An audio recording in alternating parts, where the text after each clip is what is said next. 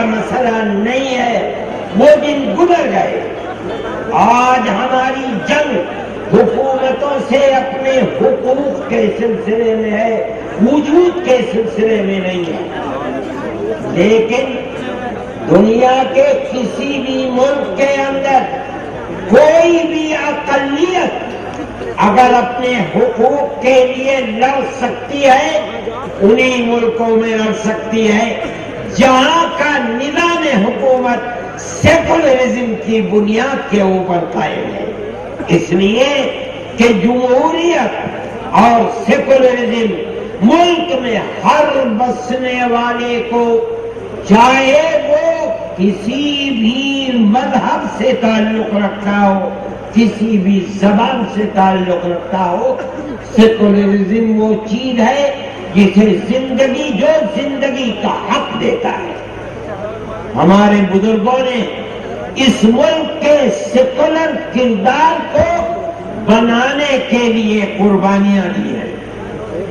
جیسے جیسے آزادی قریب آتی رہتی تھی، برابر عہد و پیمان لیتے رہتے تھے، ہم سے عہد و پیمان کرو کہ ملک آزاد ہوگا تو دستور اس کا سیکولر دستور ہوگا۔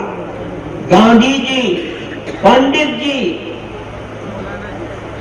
موتی لال نہرو، واہ، اس کے بعد جواہر لال نہرو، مفتی کفایت اللہ صاحب کو، مولانا ابوالکلام آزاد کو، حضرت مدنی کو بار بار اپنی تجویزوں کو پاس کر کے بھیجتے تھے اور یہ عہد و پیمان کرتے تھے۔ صراحتاً میں نے وہ تجویزیں لکھ کر سونیا جی کے پاس بھیجی تھی اور یہ لکھ کر گیا تھا کہ فلاں سن کے اندر کانگریس نے یہ تجویز پاس کی، فلاں سن میں یہ تجویز پاس کی، اور یہ ریکارڈ ہمارے پاس موجود ہے۔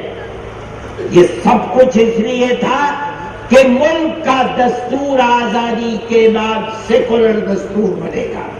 ملک آزاد ہو گیا، تباہی مچ گئی، ملک کے اندر ایک طاقت تھی، وہ طاقت جو اس ملک کے دستور کو ہندو اسٹیٹ کے طریقے کے اوپر بنانا چاہتی تھی، ملک کے سیکولرزم کو آگ لگانا چاہتی تھی۔ آج وہی طاقت ہیرو بن کر پیش کرائی جا رہی ہے، لیکن جمعیت علماء نے اس مطالبے کو رکھا اور جمعیت کی آواز کے اندر وہ طاقت اور قوت تھی کہ اس کے سامنے اس وقت کے لیڈر جھک گئے اور ملک کے دستور کو سیکولر دستور بنایا گیا۔ لیکن یہ ملک کی بدقسمتی ہے کہ دستور سیکولر بنا، حکومتیں جنم لینے کے بعد اس سیکولر دستور کو اپنی جگہ پر رکھ کر کام غیر سیکولر کرنے لگے اور مسلمان کے حقوق آج تک لڑتے لڑتے 70 سال ہونے کو ہے، ہمارے حقوق پامال ہیں، ہمیں اپنے حقوق نہیں مل سکے۔ ہم برابر اس کے لیے کوشش کرتے ہیں، وہ دستور ہمارے سامنے ہے، اس دفعات کو پیش کرتے رہے اور ہم اپنے حق کو حاصل کرنے کے لیے میدان عمل میں کود کر کوشش کرتے رہے۔ کبھی ہمیں کامیابی ملی، کبھی فرقہ پرست طاقتیں ہمارے سامنے کھڑے ہو کر کبھی وہ ہمیں میدان سے باہر کر دیتی تھی، کبھی ہم ان کے گریبان میں ہاتھ ڈال کر انہیں باہر کر دیتے تھے۔ یہ مسئلہ چلتا رہا، چلتے چلتے چلتے چلتے 65 سال گزر گئے۔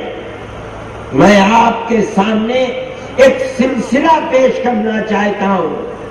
اس 65 سال کے بعد آج کی صورتحال آپ کے سامنے ہے۔ میں یہ مانتا ہوں کہ اگر سیکولرزم کی حفاظت ملک کے اقتدار پر بیٹھنے والی پارٹی یا پارٹیاں سیکولرزم کی حفاظت 65 سال پہلے سے کرتی تو ملک کا امن و امان اور سیکولر دستور کو آگ نہ لگتی۔ لیکن آج کی صورتحال بالکل بدلی ہوئی ہے۔